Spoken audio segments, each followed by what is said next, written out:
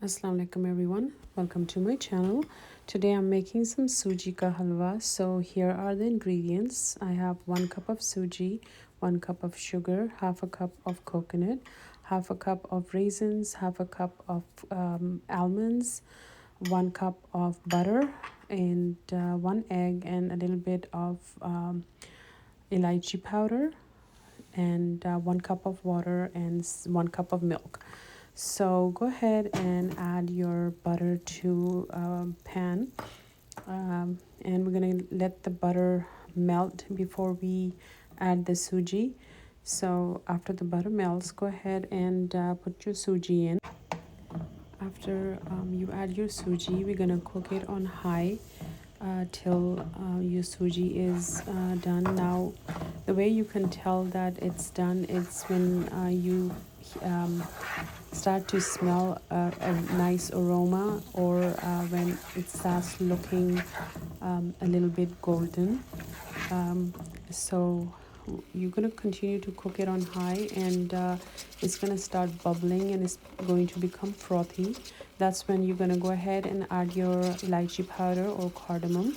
I always like to use powder. I don't like to use whole elaichi, but if you do, go ahead and use that. And I grind my elaichi at home, and that was about half a teaspoon of elaichi, and I grind it with the shell on, or with the skin on. So after a little while, you'll notice that your Sooji has started to change color. While you're cooking it, do scrape the sides. At this point, go ahead and add your water, and after adding your water, go ahead and add your sugar and all the rest of the ingredients in there as well, and 1 cup of milk.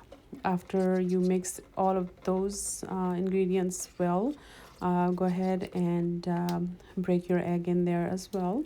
Now egg is optional, and so is milk. If you want to use water and no milk, you can do that, and continue to cook it on high till you start to notice that all the water has dried up, and you'll notice the butter bubbling from the sides.